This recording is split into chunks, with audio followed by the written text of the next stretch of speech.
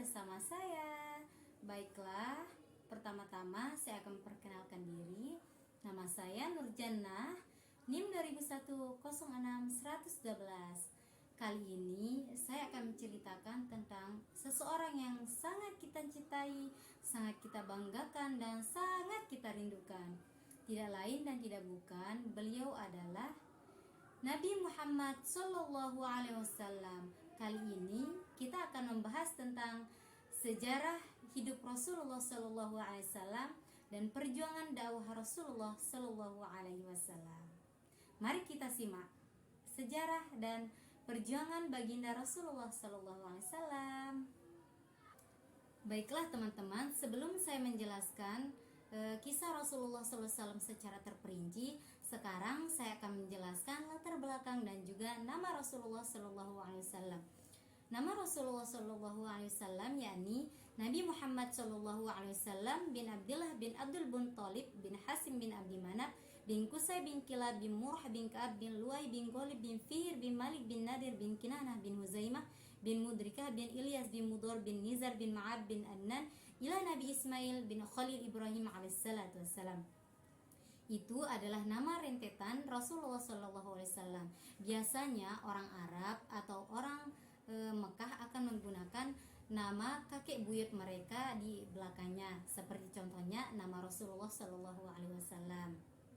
Nabi Muhammad SAW lahir pada bulan 12 Rabiul Awal atau bertepatan dengan 571 Masehi pada tahun gajah. Kenapa dinamakan tahun gajah? Karena pada saat itu ada raja yang bernama Raja Abrahah ingin menghancurkan kota Mekah, yaitu dengan menggunakan pasukan bergajah bersama para pasukan-pasukannya yang lain. Nah, dari itu dinamakan dengan tahun gajah. Setelah Rasulullah SAW dilahirkan, ibu dan bapak Rasulullah SAW meninggal dunia. Kemudian setelah meninggal kedua orang tuanya diasuhlah oleh kakeknya yang bernama Abdul Muttalib. Nama ayah Rasulullah SAW sendiri adalah Abdullah dan ibunya bernama Siti Aminah. Ketika umur Rasulullah SAW 12 tahun, beliau kemudian diajak berdagang oleh kakeknya ke kota Syam. Dan pada usia 25 tahun, kemudian beliau kembali berdagang ke Syam untuk kedua kalinya dengan membawa dagangan Siti Khadijah. Di sana, setelah sampai di Mekah, kemudian Rasulullah SAW menikah dengan Siti Khadijah. Setelah menikah dengan Siti Khadijah, beliau dikaruniai 7 orang anak, yaitu 3 orang putra dan 4 orang putri. Ketiga putra Rasulullah SAW meninggal dunia sewaktu kecil dan 4 masih hidup. 4 putri Rasulullah SAW yang masih hidup yakni Zainab, Ruqayyah, Ummu Kulsum dan juga Fatimah. Dan pada usia Rasulullah SAW 40 tahun, beliau diangkat menjadi seorang Rasul Allah Subhanahu wa Ta'ala. Pada usia itu, beliau diangkat menjadi seorang Rasul melalui perantara malaikat Jibril. Beliau diajarkan oleh malaikat Jibril, yaitu mulai dari membaca. Beliau diajarkan dan beribadah di Gua Hiro. Setelah Rasulullah SAW diangkat menjadi seorang Rasul, surah yang pertama kali turun adalah surah Al-Alaq ayat 1 sampai dengan 5 pada bulan 17 Ramadan 13 Hijriah atau sebelum Hijrah, atau bertepatan dengan 6 Agustus 610 Masehi. Setelah Rasulullah SAW diangkat menjadi seorang Rasul, kemudian Rasulullah SAW melakukan dakwah. Dakwah dilakukan dengan 2 strategi. Yang pertama yaitu dengan sembunyi-sembunyi yang sudah dijelaskan dalam surah Al-Mudassir ayat 1 sampai dengan 7, dan yang kedua yakni secara terang-terangan dan sudah dijelaskan dalam Quran surah Al-Hijr ayat 94. Setelah Rasulullah SAW melakukan dakwah di kota Mekah, banyak sekali respon-respon yang didapatkan oleh Rasulullah SAW ketika itu. Ada yang beriman, ada yang menolak dengan memusuhi, ada yang menolak tanpa memusuhi, dan ada juga yang beriman dan juga ada yang munafik. Astagfirullahaladzim. Adapun resistensi yang dilakukan oleh kaum Quraisy yang menolak Rasulullah SAW dengan kekerasan, yakni dengan melakukan intimidasi, mengancam kekerasan kepada Rasulullah, melakukan rayuan, melakukan ancaman, melakukan dengan kekerasan, dan juga melakukan pemboikotan terhadap Rasulullah SAW. Itu adalah hal-hal yang dilakukan oleh kaum kafir Quraisy yang tidak menyukai Rasulullah SAW dalam berdakwah dan menyampaikan ajaran Islam kepada orang-orang Mekah.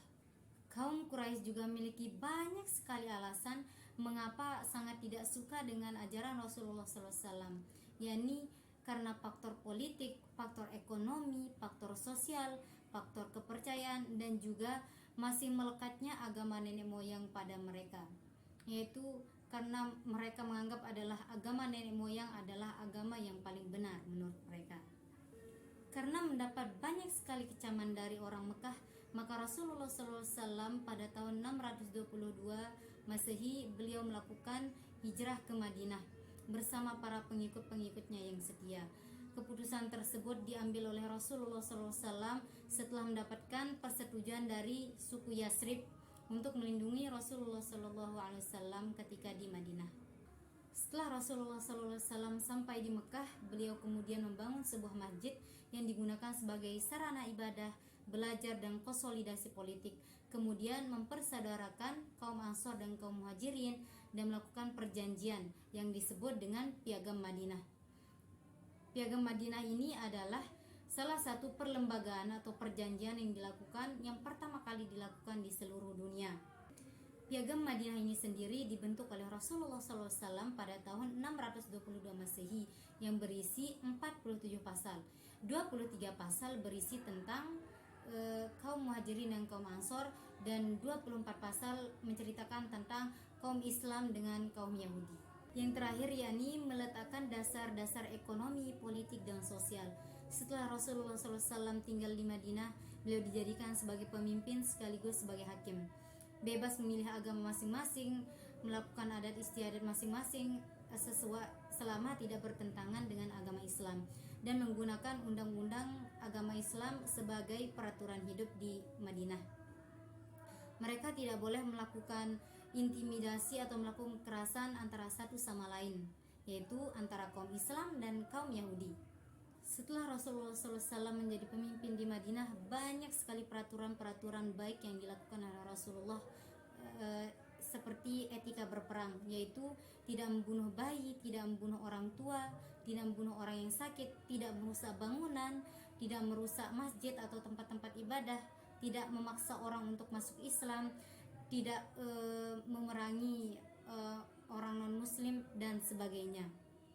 Karena Rasulullah SAW menggunakan hukum-hukum Islam yang sesuai dengan karakter beliau dan yang diperintahkan oleh Allah Subhanahu wa Ta'ala.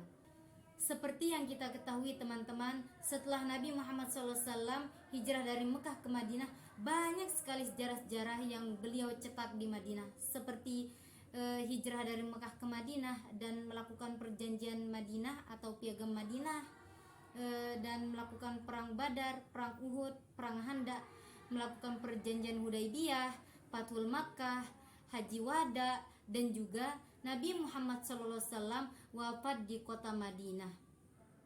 Beliau menghabiskan waktu dan sisa hidup beliau yaitu di kota Madinah. Masya Allah. Nah, setelah kita membahas tentang peradaban dari kota Mekah ke Madinah, banyak sekali perbedaan-perbedaan yang kita dapatkan, yaitu lebih-lebihnya di kota Madinah. Karena di kota Mekah itu banyak sekali terjadi kemiskinan, terpancar-pancar, banyak sekali ancaman-ancaman didapatkan dari kaum kafir Quraisy, tetapi berbanding terbalik dengan di kota Madinah. Di kota Madinah keadaan semakin membaik, orang-orangnya baik, keadaan ekonomi juga membaik, dan banyak sekali hal-hal yang baik yang didapatkan oleh Rasulullah SAW ketika di Madinah.